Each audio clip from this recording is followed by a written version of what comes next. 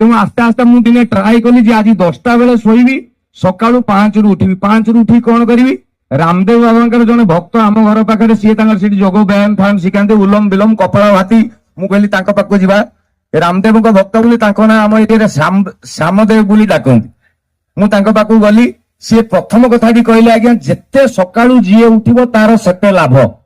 ମୁଁ କହିଲି ଆଚ୍ଛା, କାଲି ପାଖରୁ ମୁଁ 4:30ରୁ ଉଠିବି। ଆଉ ତା ପରଦିନ ସକାଳେ 4:30 ଦେଖିକି ରାତି ଅଛି, ମୁଁ କହିଲି ନା 5ଟା ବେଳକୁ ଉଠିବି।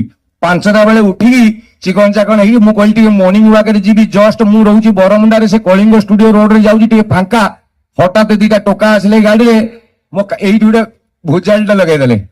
ଲଗେଇ ଦେଇ କହିଲେ ମୋବାଇଲ ପଇସା ପତ୍ର ଯାହା ଅଛି ସବୁ ନେଇକି ପଳେଇଲେ। ମୁଁ ସେଇଠୁ ଆସିଲା ଶ୍ୟାମଦେବ ବାବା ତାଙ୍କର କ୍ଲାସ ଚଲେଇଛନ୍ତି। ମୁଁ ଯାଇ କହିଲି ଆଜ୍ଞା ଆପଣ ମତେ କହିଥିଲେ ସକାଳୁ ଉଠିଲେ ଲାଭ ହବ, ମୋର ସକାଳୁ ପର୍ସ ପଳେଇଲା, ମୋବାଇଲ ପଳେଇଲା, ଏଇଆ ସକାଳୁ ଉଠିଲେ ଲାଭ। ସେ ଶ୍ୟାମଦେବ ବାବା କହିଲେ ମୁଁ କହିଥିଲି ଯିଏ ଯେତେ ଆଗରୁ ଉଠିବ ତାର ସେତେ ପ୍ରଫିଟ। ସେ 2 ଜଣ ଯୋଉ ତମ ପାଖରୁ ନେଲେ ତମ ଆଗରୁ ଉଠି ପଡିଥିବେ। ମୁଁ କହିଲି ନା ନା, ଇଏ ରାସ୍ତାଘାଟରେ ଚାଲିବା ରିସ୍କ, ମୁଁ ତେଣୁ ଆପଣଙ୍କ ପାଖରେ ଶିଖିବି। ତ ତାଙ୍କ ପାଖରେ ବସିଛି। ମୁଁ ତାଙ୍କ ପାଖରେ ଦେଖିଲି ଜଣେ ଲୋକ ଆସିଲା, ଦେଇ କହିଲା ଶ୍ୟାମଦେବ ବାବା ମୁଁ 100 ବର୍ଷ ବଞ୍ଚିବା ଲାଗି ଚାହୁଁଛି, ମତେ କଣ କରିବାକୁ ପଡିବ? ତ ଶ୍ୟାମଦେବ ବାବା କହିଲେ ଗୋଟେ କାମ କର, ତମେ ଆଇଁଷ ଖାଅ। ଇଏ କହିଲା ହଁ ଆଜ୍ଞା ମୁଁ ଟିକେ ଆଇଁଷ ତୁଣ୍ଡିଆ ଲୋକ, ଆଇଁଷ ନହେଲେ ମୋର ହବ ନାହିଁ। ଆଇଁଷ ଛାଡ, no mutton, no chicken, no ଅଣ୍ଡା, नो କିଛି ମାଛ କିଛି ଖାଇବନି, କେବଳ।